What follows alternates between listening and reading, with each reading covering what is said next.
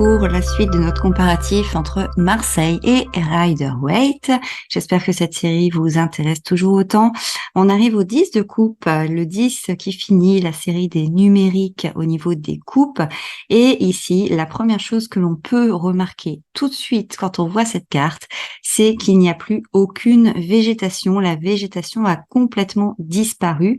Ici, on est vraiment sur des coupes qui sont posées comme sur une étagère invisible et au-dessus trône une coupe beaucoup plus grosse, beaucoup plus majestueuse. Cette coupe arrive un petit peu comme pour mettre un cran d'arrêt, comme pour dire voilà, le chemin est accompli, le chemin est terminé et on ne peut plus rien mettre. Ici, c'est comme s'il y avait une espèce de délimitation. Stop, on a fait ce qu'on avait à faire, donc voilà, tout est rempli, tout est complet.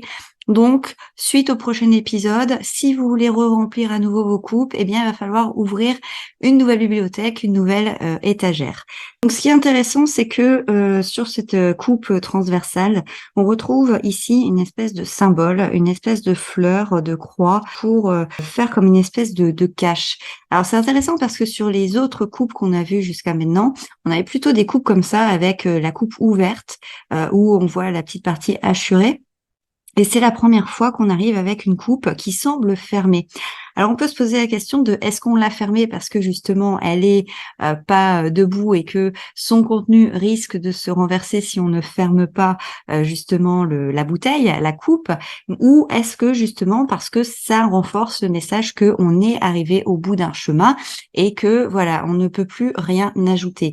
En tout cas, ici cette espèce de bouchon là me fait vraiment penser au cachet. Vous savez, dans l'ancien temps, on mettait de la cire, on pressait cette cire et ça faisait une lettre cachetée pour justement tout ce qui était confidentiel, etc. Et là, on a l'impression que justement, voilà, on ferme, on clôt. Ici, de toute façon, on est arrivé au bout du chemin et il n'y a plus de végétation non plus. Donc, on voit aussi que de toute façon, plus rien ne peut se développer, plus rien ne peut grandir. Si on regarde du côté Rider-Waite, on a encore une autre version, toujours une version imagée, où on voit une famille, donc avec les parents qui se tiennent bras dessus, bras dessous, et des enfants qui jouent, et au loin, leur maison. On est dans le décor de rêve idéal, on est un peu dans le décor où on va essayer, par exemple, de vous vendre une maison, et puis on va mettre en scène justement la famille parfaite pour vous vendre la maison. Ici, c'est vraiment le bonheur, c'est l'accomplissement. On a la maison, on a le cadre, on a les enfants, on a une famille, tout le monde s'aime, tout le monde est heureux. C'est la représentation vraiment hyper symbolique on s'est battu, on a eu des difficultés, notamment à se construire. On a dû d'abord construire le couple, ensuite on a dû construire des amitiés, on a été déçus, on s'est retrouvés seuls, et puis finalement on a rebondi, et puis on a ouvert d'autres possibilités, on a à nouveau retenté le coup, ça a fonctionné et ça a apporté ses fruits puisque aujourd'hui une famille est là et dans l'arc-en-ciel qui est quand même synonyme de richesse, qui est synonyme de chance, de bonheur, eh bien, on retrouve ces 10 coupes qui sont disposées. Dans la version Rider-Waite, c'est une version très parti pris, quoi. C'est vraiment ce côté, le bonheur familial, le bonheur idéal. C'est ce côté de, on a atteint quelque chose de stable, de sentimental, émotionnellement, sentimentalement, etc. On a un peu oublié, par contre, le côté un peu spirituel, je trouve. Le côté spirituel qu'on retrouve un peu plus avec le tarot de Marseille, puisque ici, on a vraiment cette symbolique, on a placé nos coupes, voilà, étape par étape, et on est arrivé à une espèce de sommet dans notre parcours, dans ce qu'on a travaillé comme émotion.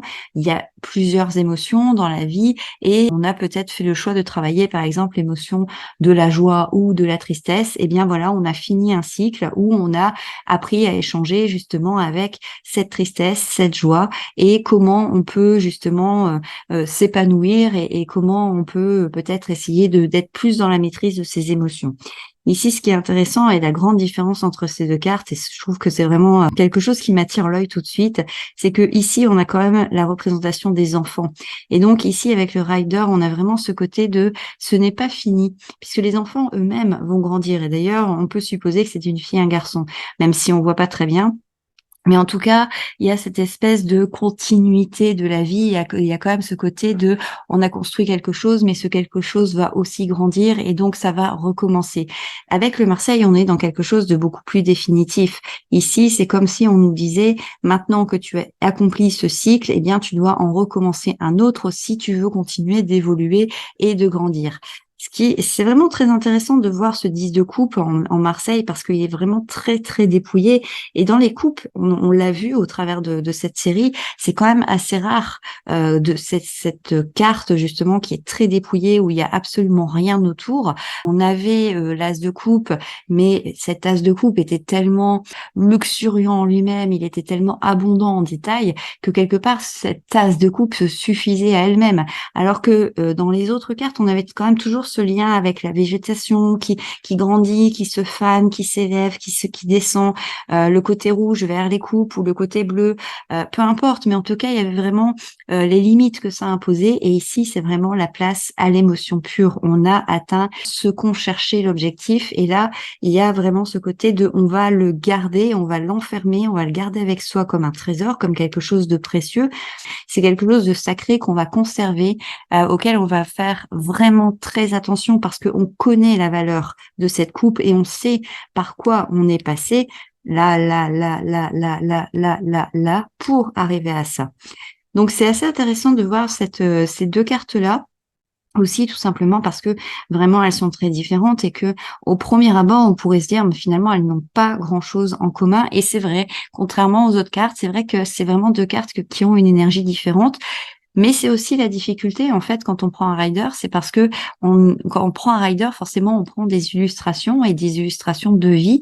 Et les illustrations de vie, elles sont très justes, mais elles ne peuvent pas représenter toute une forme symbolique. Et c'est aussi pour ça qu'on fait cette série, pour comparer un petit peu les choses, parce que justement, ça nous permet aussi de voir les avantages que l'on retrouve quand on utilise un rider ou quand on utilise un Marseille et ce que ça peut apporter.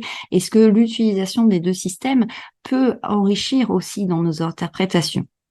Au niveau du tarot de la sorcière, eh bien, on va retrouver une copie conforme du Rider-Waite. Donc, vous allez retrouver la même carte en plus grand. Voilà. On retrouve l'arc-en-ciel avec les 10 coupes. On retrouve les parents qui se tiennent bras dessus, bras dessous. La petite maison au loin. Et ici, au lieu de 2 enfants, on en a 3. C'est un copier-coller. Vous l'avez en image. Je vais pas commenter plus que ça. La seule chose que j'ai envie de rajouter, c'est qu'on est dans un champ de coquelicots, donc qui amène justement une espèce de légèreté, une espèce de sensibilité. Le coquelicot, c'est l'été, donc c'est aussi quelque chose qui ramène un petit peu à la douceur de vivre, au fait de profiter de l'instant présent. On se prend pas de la tête, on n'est pas dans les soucis, on est juste en train de profiter du bonheur qui s'offre à nous. Avec le tatou tarot. Alors avec le tatou tarot, on a 2 cartes pour le 10 de coupe et encore une fois, eh bien, on va retrouver cette version Rider-Waite. Dans cette première carte, vous voyez encore une fois des copier-coller. Donc vous voyez, c'est aussi pour ça que c'est intéressant de comparer les tarots pour voir aussi parfois les cartes qui sont vraiment très très très ressemblantes.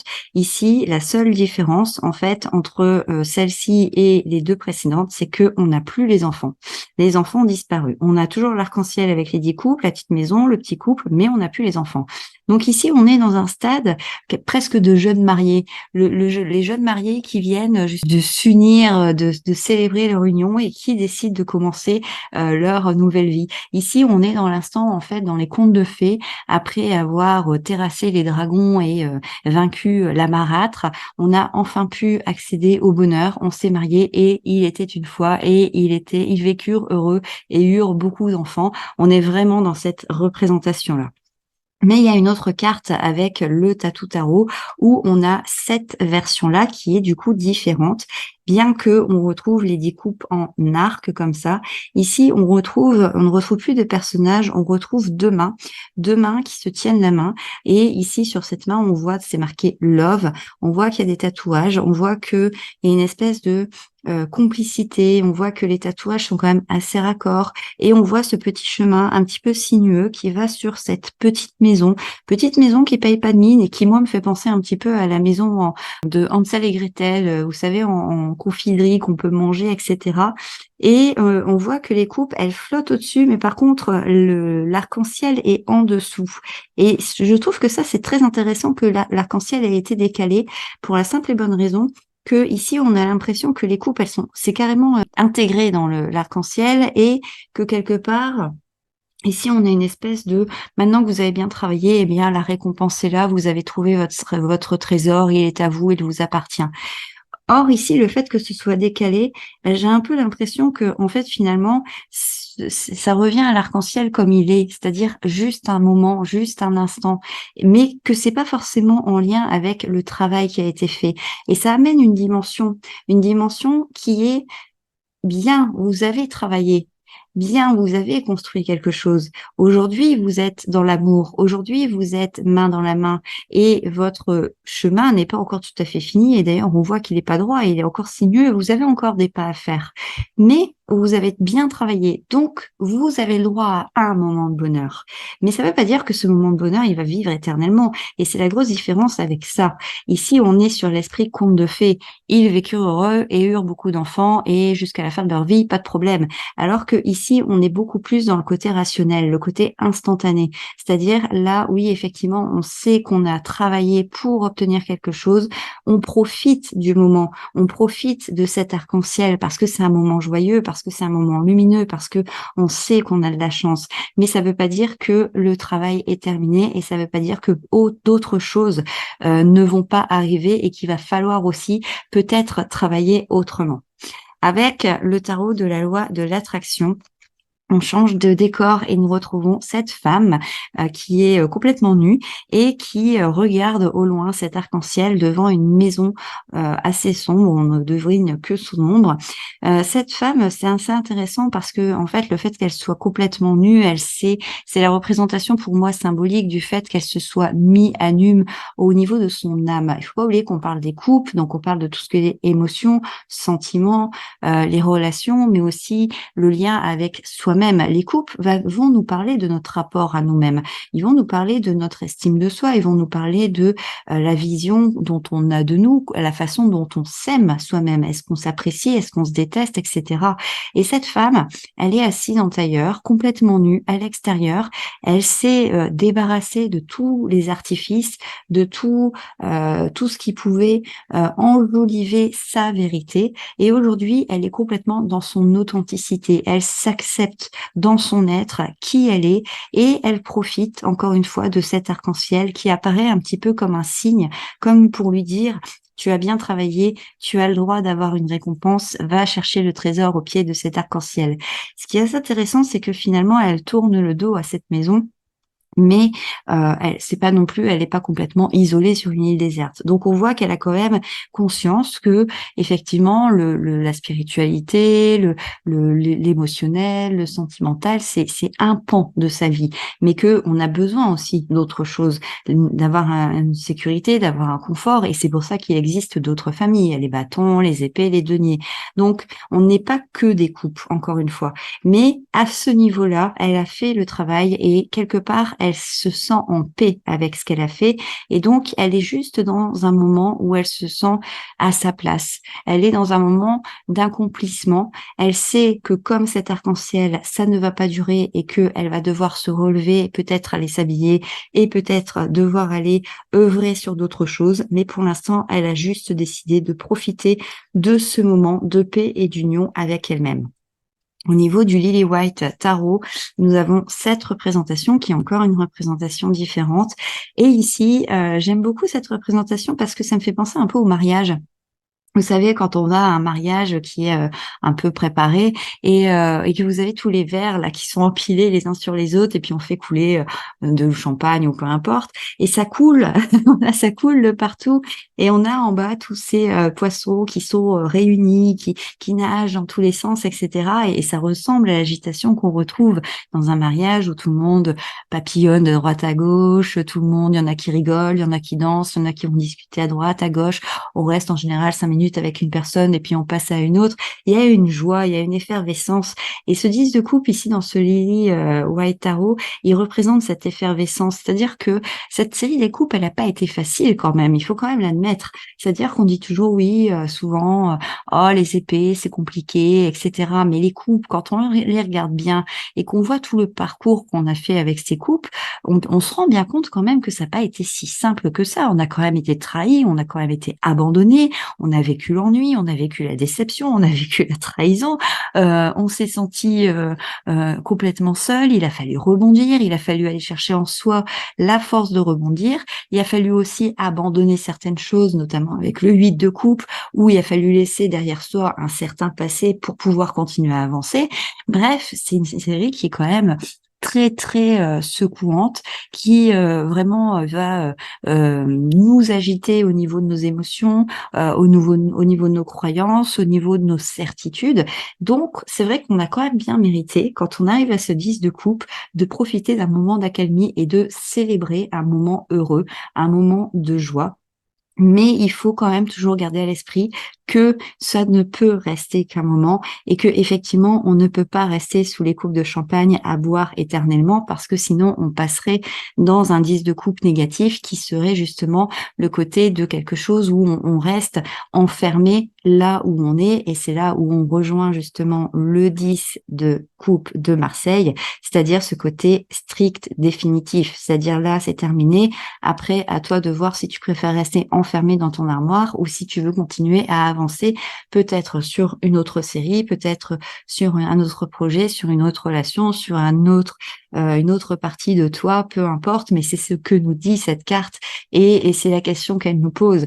C'est pour ça qu'elle est intéressante aussi, cette série, et ce 10 de coupe aussi en particulier, puisque ce 10 de coupe représente vraiment à l'image du monde, à mon sens, mais vraiment ce moment d'entre-deux où on sait qu'on profite d'un instant, mais que ce n'est qu'un instant et que bientôt il faudra se remettre en route pour passer à la suite.